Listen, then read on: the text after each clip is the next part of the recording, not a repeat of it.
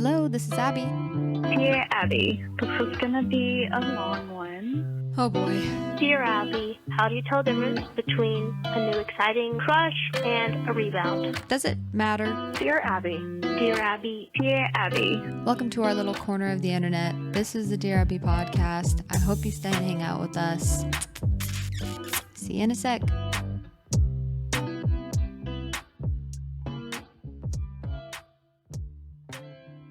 Hi everybody. Welcome back to another episode of Dear Abbey. It's another Thursday, which means it's another episode of this podcast. I hope everyone is having a wonderful week thus far. I hope everyone has fun plans for the holiday weekend, and I'm excited to be here. Welcome back to your favorite cozy podcast, hopefully favorite. I had a great week this past week. There was some good, some bad, some pretty, and some ugly. So we're going to go over some dubs and L's, and I just want to chit chat. And then we are going to get into the meat of today's episode, which is about OCD and sensitivity. Specifically, am I going to lose my sensitivity and or compassion caring side if I recover from OCD? I know that is a big fear that I had and still have sometimes, but I have thought about that a lot and processed a lot of it, and I think I understand. And so I don't have all the answers, unfortunately, with this, but I did want to talk about it and share some things and just some insights that I have discovered and have thought through. So I want to talk about why you won't lose all of your sensitivity and care and compassion with OCD recovery. So I want to talk about that. And then we'll finish today's episode with the Dear Abbey, and then we'll end today's episode. So this week has been a bit of an emotional roller coaster. Okay, so the dubs. I'll go over the dubs first. The dubs, I saw How to Train Your Dragon, and I have not seen any of the other ones other than the first cartoon one. The first one, and I really liked it, but I never was like obsessed with that movie. It was a really good movie. I liked it. And then we went and saw the live action, and I cried a lot during the movie. I love magical, sweet movies like that. I don't love really gory, intense movies. I have enough of that in my head with OCD, is gory, disturbing images. I don't want to watch them on a screen. That is just my own choice to not watch them on a screen. So I love sweet movies like How to Train Your Dragon live action. I was so blown away, honestly, by the movie because I'm not someone that had a lot of love for the first one. And I wasn't like a huge fan. I just thought it was a good movie. Didn't think about it again. But I am a big fan now. And I get it. And I got it. And the music is amazing. And I think they just did a really good job. And the actors are adorable. My husband, however, he loves all movies. He's like he loves the cinema. He loves cinematography. He knows which cameras they used. He knows like which theaters can give you the most out of the movie, or which theaters the camera or the movie was shot for. And I don't know, like he's the one that taught me that on YouTube you can go to the quality of your YouTube video you're watching and select the highest quality, and it will improve the way that you're watching it. What camera you use, what settings, he just knows all that stuff because that's what he does. He's very, very good at that. He's good at editing. Also, if you need any help with editing podcasts, or if you need any help editing anything, he is great. I mean, you will have to pay him because he does not work for free, but he's very talented. So, but just putting that out there, you can message me, or you can message him, or you can message me and I can tell him if you're interested. Anyways, just have to plug that in. So he's very knowledgeable with that stuff, and he loves all the gory or just intense movies because he can appreciate everything that went behind it. Versus me, I'm a little bit sensitive to everything, especially visuals. So if I see something that's disturbing, unfortunately my OCD will make me think about it.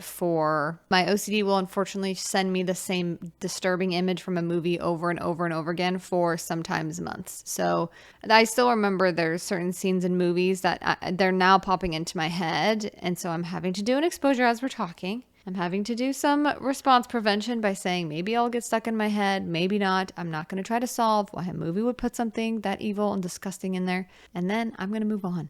So I always love a good movie like that, and he loves taking me to those because if he takes me to anything else, I am miserable and I cry for hours and I'm not fun to be with. So every time he wants to go see a sweeter movie, he will invite me. He'll invite me to the other ones, but he's like, I never say yes, and I don't want to watch it. It'll ruin my day. So I like to stick to my shows that I watch over and over again. I like to stick to sweet little animes or sweet YouTube videos, something pure, which we're not into the meat of today's episode, but I did want to touch on the subject that I think sometimes with my recovery, I took it too far to where I was doing too many exposures, and I was forcing myself to do things that I actually wouldn't even care to do in the normal world outside of OCD. And I think pulling back on those and not forcing myself to go too far out of my comfort zone was a big deal and was really helpful for my recovery. But that is kind of close to what we're talking about today. But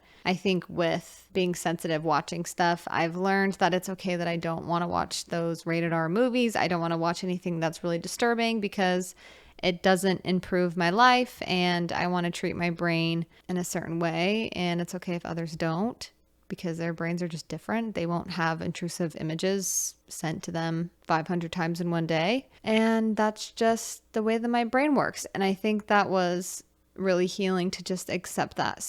But we can go deeper into that later. So that was my dub for the week. Another dub was I just have been really good at, this is not TMI, I'm not going to go too crazy, but I sometimes shy away from any kind of physical touch. And when I do, even when a hug or something as simple as a hug or a kiss, I don't let myself just enjoy it. I have kind of felt like I've made a breakthrough with that. With my relationship OCD, that was one of the most triggering things ever. And there's some residual feelings with that. We had to work through a lot of that stuff emotionally on my end. So it feels good to just be able to hug my husband and kiss him and everything, and to feel actually connected and to let myself feel loved and connected. So I want to have an episode all about intimacy and OCD, but I'm scared because I'm just scared that my family will hear.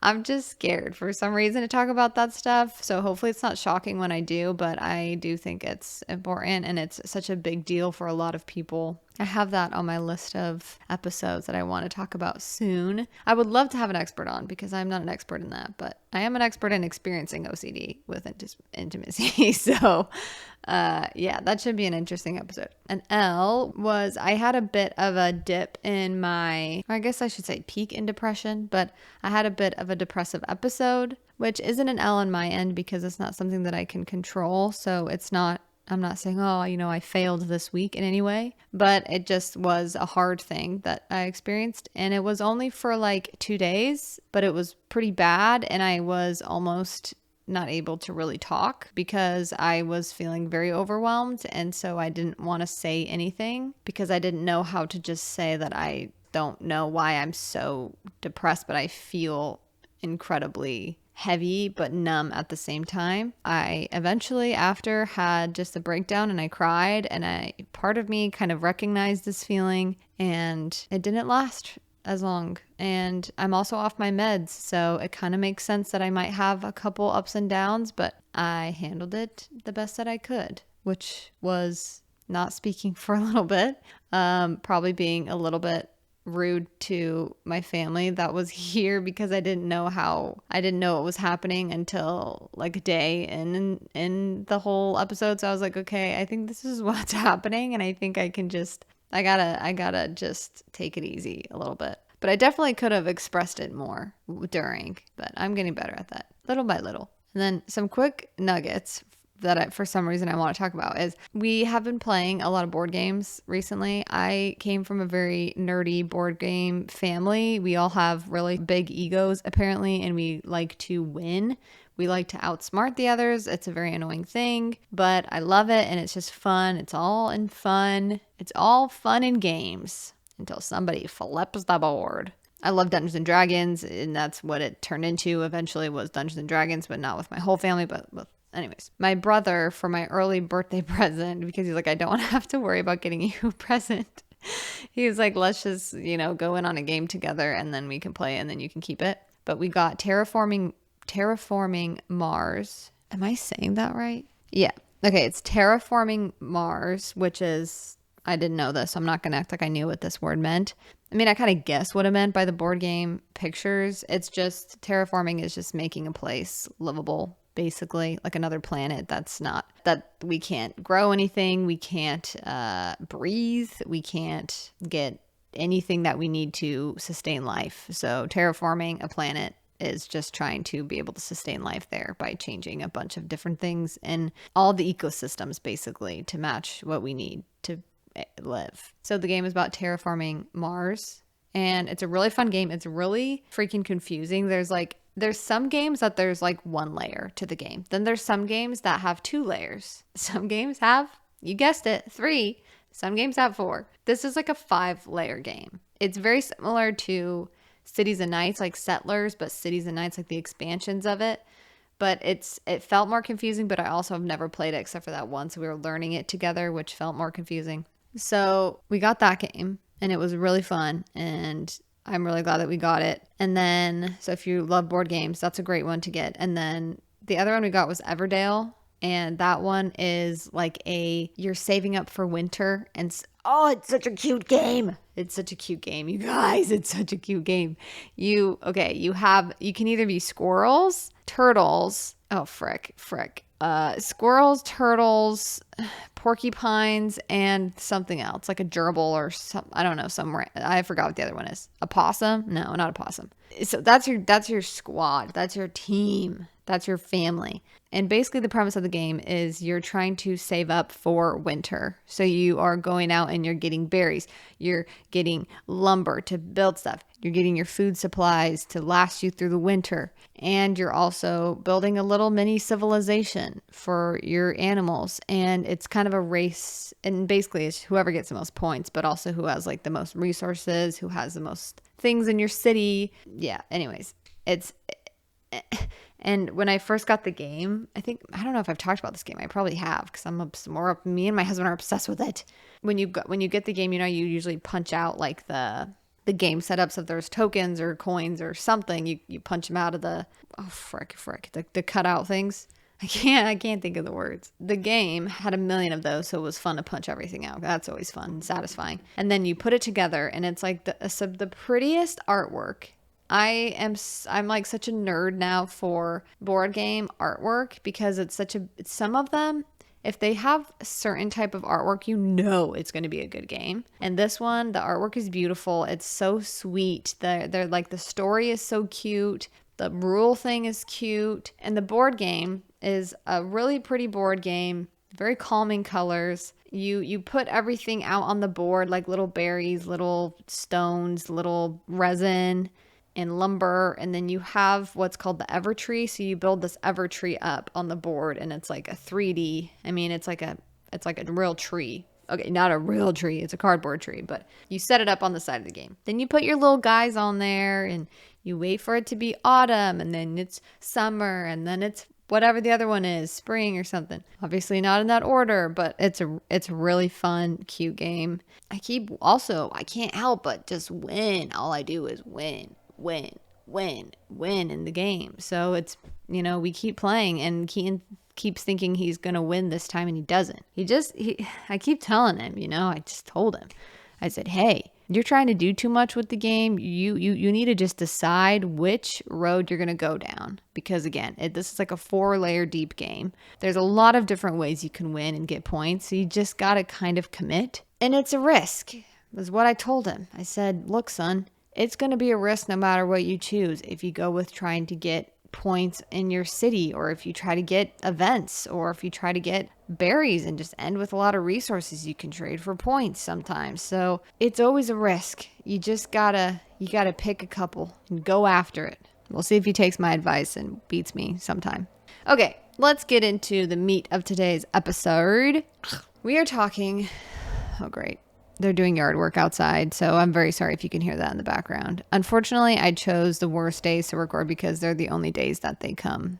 So today, I wanted to talk about the fear and the worry, the very real fear, the very real worry. Validate that it's a very real thing to be scared of. It's not like some OCD thing that you're just like, oh, I'm just scared of this. It's like, it's just a very real fear because it's important to you. That what if some of my OCD things that I do or compulsions or something are really what make me a caring person? And what if I recover and then I lose my care or I lose my compassion and my sensitivity and therefore become, kind of heartless? So I wanted to speak on the things that I've thought about with that and maybe a couple ways to ease your mind about that and ways to help make sure that doesn't happen as well. Okay, the first thing that I think is important to understand about this is you will feel different after you have done some recovery work, and you will feel like a little bit of a different person, which is scary sometimes. But instead of your compassion and caring side, your sensitivity, instead of that just going away because you're different, it just changes. It doesn't go away. It just kind of morphs sometimes, and some things stay the same. But it's okay to acknowledge that I am a little bit different now. And I will never be the girl that I was before OCD, and maybe I'm not supposed to be. I think what holds and held me back, and still to this day, as I'm saying this too, it still is something that can hold you back, is a belief that you're not where you're supposed to be. And if you have religious OCD, or, you want to be doing the right thing, or moral OCD and scrupulosity, you want to be doing the right thing. A big obsession is that you're in the right place, and that's really important to you. And so it's scary to think that you're not. And sometimes we can get stuck in feeling like we're not in the right place, because how can you really prove it other than if you feel like you are? I totally think we can feel like we are in the right place, but sometimes that happens by accepting and really believing that we are, and having faith in something bigger than us, and that, we're not so we're not so foolish that we're in a totally wrong place. So you're not totally different, and you're still you, but your compassion and your care and how you show up and how you care just matures, I think, and changes for the better. A specific example of that is I used to so I really care about being a good listener, and I care about really understanding people, and I don't like to assume stuff about people. But because my OCD knew that I cared about that deeply, it started to make me overthink everything that I was saying, made me overthink everything that I was thinking, in terms of, was I thinking about this, what they said correctly? Am I interpreting this 100% right? Did I misunderstand something? So maybe I should just not even say anything, because what if I say the wrong thing? And what if I didn't hear correctly? And so what if I offend them? And so instead of actually listening and leaning and actually living the value of really listening to people, instead of just listening, I was obsessing and I was in my own head. And so that was one way that it felt like I was really caring, because a part of me did care that I said the right thing, did the right thing, and tried to listen, in the best way I could to make them feel heard. And sometimes instead I couldn't even really hear or understand or have space for what they were saying, because all of that was taken up by worry. So I couldn't really show up the way that I really truthfully wanted to, which was to just listen and be present with that person. And so that's one example that now that I've been working on recovery, I am able to, most of the time, not all the time, really just listen to people and get out of my own head and not worry about offending them so much, because I do care about not offending people in an intentional way where I'm purposefully hurting someone's feelings. But it happens where I'm going to offend people, and I've accepted that. And that's part of my recovery, is I might say the wrong thing. I might interpret something wrong. And it's not the end of the world if I do. They just correct me and then they move on. And maybe they think I'm not as a good of a listener as I am, but maybe because I wasn't, because I was thinking about something else, or I just wasn't at the time. So I had to accept that too. So that's one example, but I'm sure you could probably think of your own examples of maybe things that you value, things that you care about, that you want to live true to, but it makes it hard with your OCD because you have to do it the perfect exact way for it to count almost. Yeah, so number one is that it changes and matures, like your sensitivity, your care.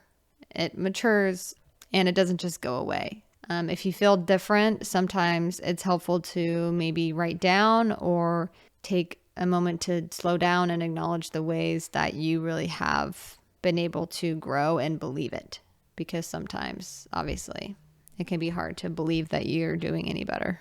The second thing I thought of is kind of why we would be scared of that is because we sometimes, if you are very emotional or sensitive, you can get overwhelmed, you can cry a lot, you can have, I don't want to say episodes, but kind of, where your emotions take over. And I had that a lot, and I didn't like how I handled it in the past. It was hurtful to people. It wasn't helpful to me. It wasn't helpful to others because I would normally hurt myself. I would say really bad things about myself out loud because it felt better to like degrade myself, and it made people around me really anxious and helpless, and it also was just damaging to my own to me. It didn't help me in the long run. It just kept me in a really sad self-harm loop. And if that's similar to how, you or someone else experiences their emotionality or did experience, and that's your only experience with it, that's your whole understanding of what your emotions can be.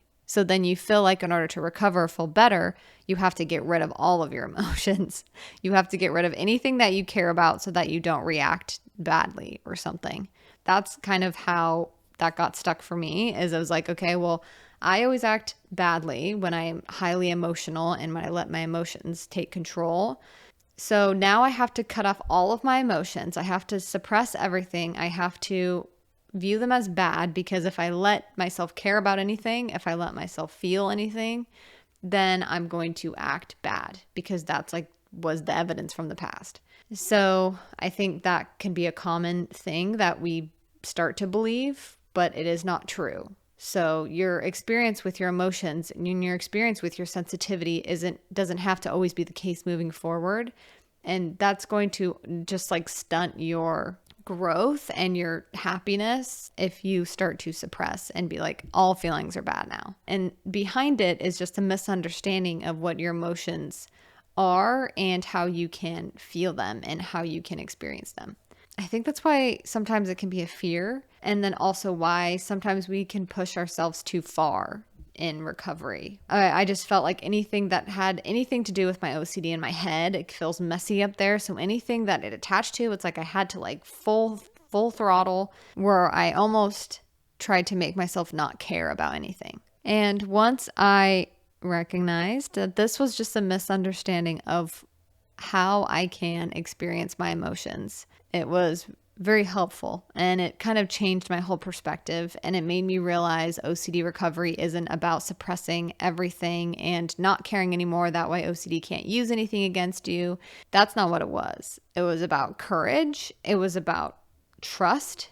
It was about acceptance, and it was about love. And so that was so helpful for me to change my mindset about it. So that way it wasn't so black and white of, okay, either I can care or I can't care.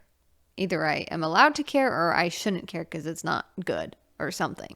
You can experience your emotions and your sensitivity and your overwhelm in a different way. And you can see it as a strength and actually really believe it to be a strength. And then you can also start to learn about, okay, I'm going to open myself up. I'm going to let myself stay emotional and in tune to other people's emotions and energy shifts. And, if that's something that you want to continue on, because it might make you a really good listener. It might just help you feel connected to people. There's a lot of gifts that come with sensitivity and, emotionality and understanding. So you don't have to rip that away or not care about that anymore. I think you can have just an understanding of when you're getting taken advantage of, or when things just are a little bit too heavy. And I think we all kind of bear heaviness sometimes, and I believe that church and God can help with that, and Jesus personally. But there's other things that other people believe that help them kind of alleviate those burdens. But sometimes when you notice that it's getting too heavy to where you can't enjoy anything, you can't do anything, you can't be present, then there's a problem there. And it's not like you're the problem, okay? So don't interpret it that way, okay? If you are internalizing everything, then sometimes that can get overwhelming, and then that's when boundary setting is very important, and you just need to recoup, or you need to cry, or you need to have a day to yourself and journal, or, do whatever you need to do to just relax and be and feel it all. That way it doesn't feel so stagnant. So again, the fear of what if I lose my care, compassion, if I recover from OCD, or if I start recovery work. Something to remember is you don't have to change everything. I think there's some things that you might not want to change, but are going to be good for you. And there's some things that you don't really feel the need to change at all. I think it's important to note that. And then moving on, I think a great way to make sure, or not make sure, but to practice your emotionality and sensitivity along with recovery. They don't even have to be the same thing, but just I think throughout your whole life, this will always be helpful. And we all need to do this no matter what, boy, girl, this is an important part of life. And emotional intelligence is intelligence for a reason. And it's very important to your overall well-being and can be for your physical health as much as your mental health. How self-compassionate are you being? We forget that it's really important to be really actually self-compassionate and not just like saying it, but actually being self-compassionate. And usually for me, it can look different for everybody, but for me, that usually looks like I'm going to hold my hand to my heart or my belly or wherever I feel the most like stagnant energy or whatever. This sounds super hippy dippy, but just I think where I'm holding a bunch of emotion or I'm suppressing or something. And so I'll hold my hand to it and I'll usually close my eyes or I'll keep my eyes open, just stare at the ceiling. And I'll just kind of talk to my emotions and talk to that feeling. And a lot of what I'm saying is like, it's okay to be sad right now. And it's okay to be confused. And I'm here. I will be with you. And I'm not going anywhere. You can come up. You can do whatever you need to do. I think there's like that sweet part of you that maybe that's like what people would say your inner child, but I think it's just like your sweet soul, like your sweetness is sometimes we suppress it because it's embarrassing or it's inconvenient or it's misunderstood. So we're like, okay, get down. Yeah. Your feelings are hurt. Who cares? And that's just kind of how we're taught, or that's what you've self-taught or whatever. But when you're, in a safe space by yourself or with somebody else that's not going to judge you, it's a good time to recognize those feelings and let that little sweet soul, little sweet spirit talk to you, if that makes sense, and to let it come up and to feel whatever it's asking to be felt and to just give it a little bit of room to breathe, and then usually it goes away anyways. And then the last thing that I wanted to talk about was sometimes you can feel like you've lost your sensitivity or you've lost some gift that you feel like you have. If you are a sensitive person or if you are an emotional person, if there's some level of compassion or care that you have and you feel like you've lost it due to OCD or even just OCD recovery because maybe we're misunderstanding the point and, or we had a bad therapist or a therapist that didn't really understand. So they just kind of made us worse. And there's a lot of different factors that could have gone into kind of feeling like you had to lose an important part of yourself, if that's your sensitivity or your compassion and care.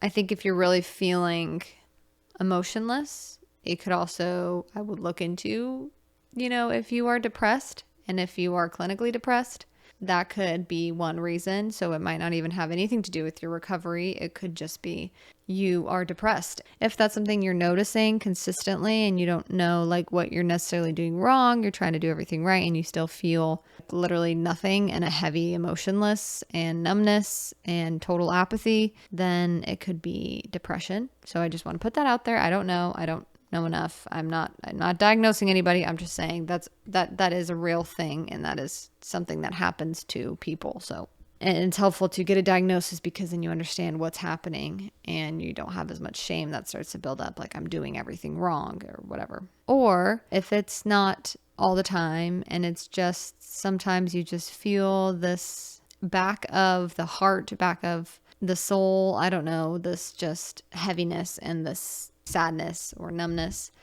It can simply be, as I stated before, you're just not taking the time to really understand everything that you're feeling and to let things move through. So we're suppressing that sweetness, that part of ourselves that might seem unwise because it's can be a little bit feisty sometimes, or, it can kind of turn into a little bit of a monster, but there's a sweetness to us that is important to listen to. But it can be simply that we're not dedicating or taking the time to listen to ourself and listen to, if you believe in God, then if maybe you're not listening to, or you're not being silent enough to really be able to receive anything into like your heart, your mind, your soul. So obviously we would need to dedicate more of our time to understanding what's happening internally. And sometimes that can help things rise, and it can just be an indicator that we need to take some time to slow down and just be still.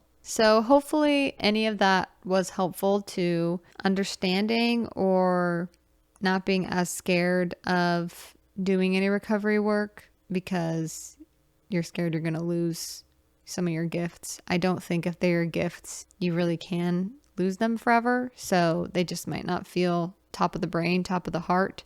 But I don't think you really lose those. I would love to hear you guys' thoughts on this, so send them my way as well. I would love to hear thoughts on any episode, honestly, because I get real sick of my own thinking, but I would love to hear what other people would say to that fear or things that they've experienced either way. And yeah, I think it's just a very common thing to fear. Let's do a Dear Abbey. This is a brand new one. Dear Abbey, how do I deal with long distance anxiety? Me and my boyfriend started dating 3 months ago and went long distance 1 month ago. Okay, dated 3 months ago. Okay. It has been really hard because of our schedules. We can't call every day and he'll go hours between responding to texts. In these periods, we go without talking to my mind. In these periods, we go without talking. My mind spirals and I begin to think he doesn't care about me. And I think about breaking up with him, although that is not what I want to do. How do I calm my mind during periods that we can't talk, and how do I find assurance in our relationship? Okay, it does sound like you have a lot of anxiety with this. So I want to validate your experience that you are very anxious, and that is not a fun thing to be. It's also such a new relationship. So I think just with new relationships, there's already like, I don't know how serious they're taking this. Like, sure, we're dating, but like, what does that mean to them? And if you haven't talked about it, then it is kind of an unknown, like, okay, if we're doing long distance and we're dating, what does that mean to you versus what does it mean to me? The first thing I would say was an obvious one, but can be the hardest one to do because it's uncomfortable, is having that conversation of, I think, boundaries and understanding what he values and what long distance dating means to him versus what it means to you. And I think you will most likely find that they mean the same thing. And he might just not like texting a lot. A good question to ask yourself is, what do you expect from him? Like, do you expect him to actually be texting you every hour of the day or multiple times in 1 hour every day? Because I think that's a very unrealistic expectation personally. You need to understand what your expectation even is, because if you don't even understand what you want from him, then of course you're going to feel, and you haven't, especially if you haven't explained that to him or told him, then of course you're going to always feel on edge or anxious because you don't even really know what you want. So then how would you expect him to give you what you want if you don't even know what that is? And it's unfair to expect him to know what that is. And just like if he was the right one, then he would know all the right things to do and say, and he would know that something's hurting my feelings if he was just in tune more. I think that's a very common thing with men and women, and or just like in relationships. And I think it's proven time and time and again that men just don't think the same way that women do. And he's probably not even thinking it's that deep. Not your relationship. He's probably not thinking not texting is that deep, but you are. And also, it's okay that it means a lot to you. And it's those big feelings, like that's okay that you get anxious sometimes and you need some reassurance. Maybe you just need him to tell you every once in a while or once a week. We need a lot of reassurance as women, and that's good. That's okay. Men are fine. They're capable of doing that, We just need to tell them. As long as it's not crazy, like 20 times a day or something, but you might just need to ask him like, "Hey, I get really anxious when you don't reply, and I know it's not like I don't really expect you to reply all the time, I guess, but I do need you to text me like once a week and just say, hey, just, I am thinking about you, even if I'm not texting you, and, you are in my mind a lot," because you could be in his mind all the time, but he just might not feel like he needs to say it because he's like, "Oh yeah, we're good." Which is very common for men to be like, "Oh, I thought we were fine. What's happening?" There's really no right and wrong. Like the boy's not wrong. The girl's not wrong for wanting things. I think it's a new relationship. So it's going to be something that you're going to have to figure out together of what is going to work.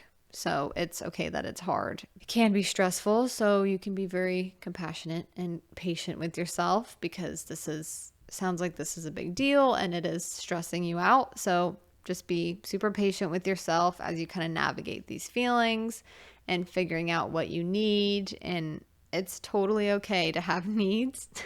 It's crazy that we have to say that, but we all have needs, okay? Men definitely have needs. So do women. So it's just about communicating that in the most effective way and not being accusatory, even if your feelings are hurt. So I think part of finding assurance and calming your mind down is by actually talking to him about these things, like not all the time, because something that we can tend to do if you are more like anxiously attached is, I think everyone's a little bit anxiously attached, honestly, but if you're more so like you need a lot of communication, you need a lot of attention, and not in like a bad way, but you have a lot of back and forth in your mind. So in order to like calm that, you need him to kind of calm it for you.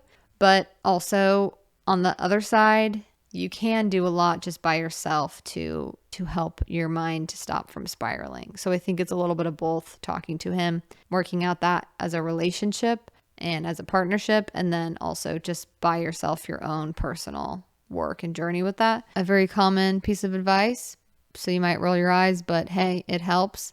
Take a couple of deep breaths, even if you don't even want to get calm because you're like, but what if this is dangerous and what if he's bad and I don't want him to hurt me? Just take a couple of deep breaths, okay, even if you don't want to. And then you'll start to feel a little bit more neutralized. Not a ton, but you might feel a little bit better. And then you can think more logically, so that way it's not just firing, as well as just maybe test out a couple of different things. Like next time you're anxious and you're spiraling, some things that calm you down, just make sure they're healthy. Okay. Don't like go, I don't know, to some vice or something every time to like take the edge off. But I think you have to really let yourself feel the things, but also you can have healthy ways of coping. So it could be a good thing to go test or just try out a couple different things. Like, for example, you could try the breathing. I think that's always helpful no matter what, because it calms your nervous system, which is what's firing and what's making you feel like I need to fix something right now. Beware if you're feeling like I need to fix everything and break up right now, that's more out of fear and like compulsive than, I'm not saying you have OCD. I'm just saying that is like, I have to. That is more out of fear than, and I think you know that because you're like, I don't want to, but I feel like I should, because it's like, just, I don't know. There's too much uncertainty with what if he's cheating on me or what if he doesn't take it seriously or whatever. If the feeling is I have to fix it right now, then that's anxiety and it's not really based in reality because you don't know if there's an immediate fear. Okay. And your brain might say, but there could be. Yeah. Okay. There could be a billion different fears. I'm not going to live my life based on a could be fear. Okay. I'm not doing that. So you can talk to your fear like that. Listening to a song that calms your nerves, you can listen to or watch a YouTube video, or you can write things out, or you can do yoga, or you can go to the gym, or do something that's like a healthier thing to do. Move your body, move your mind, let your mind process, do something. And then you can test out a couple things and see what works. And by work, I mean what will make you feel more neutral and you can think about things a little bit more clearly. And then you also have more trust with him, because I think a lot of the times we think we can prove that our significant other is a good person. They would never hurt us. And you can use evidence to support that, of course, but you can never fully know. So that's a very scary thing, and it kind of makes you feel sick sometimes. At least it did for me when I was extremely anxious. But there is a beauty in really trusting that person. And if they hurt you, at least you didn't change who you were. And at least you were super authentic and very truthful with yourself and with him. So I think you can take joy and pride in that for when you open up yourself and trust somebody. That's never, I think, a bad thing, unless they've shown you that you can't trust them. But I'm talking about if it's just like a healthy relationship, you know, you have ups and downs and they haven't shown anything yet. And that's coming from somebody who did not see a lot of signs from an ex-husband that started talking to girls online, and I fully trusted him, and I've never ever regretted trusting him because that kept me true to myself. And so even if it caused heartbreak and confusion and a lot of anger and whatever, I always knew that I stayed true to myself, and that felt better than anything. And that kind of got me through it, was this relationship with myself and this, like, okay, at least I never changed who I was. Let yourself trust and be vulnerable. But that's not going to happen overnight. That's a very hard thing to do. Well, I hope that was helpful for your question. I hope that helped. Let me know if it did or if it didn't, and that was horrible advice. I'd love to know either way. Okay. Well, you guys, that's it for today's episode. I'm so grateful for everybody that listens. I know it's a small community that we have, but I am very grateful. And for any listeners or any viewers that like trust me and that let me talk in their ear for 30 minutes or 40 minutes a week and give me your time. Obviously, I'm biased, but you guys are the best podcast listeners someone could have. But anyways, if you want to support the podcast, you can leave a rating and review on Apple or Spotify podcasts. You can also like, subscribe, or comment on YouTube. I would really appreciate that. Any support, any like, any follow, any share helps me tremendously with growing the podcast and finding the people that would enjoy this type of a podcast. Thank you so much for listening. I hope you guys have a wonderful weekend. Love you. Bye. 우회전 taking a ride to jointly 눈치 보면서 들어가 할 때 찾아 나머진 바빠 개설레임 바꾸는 사람들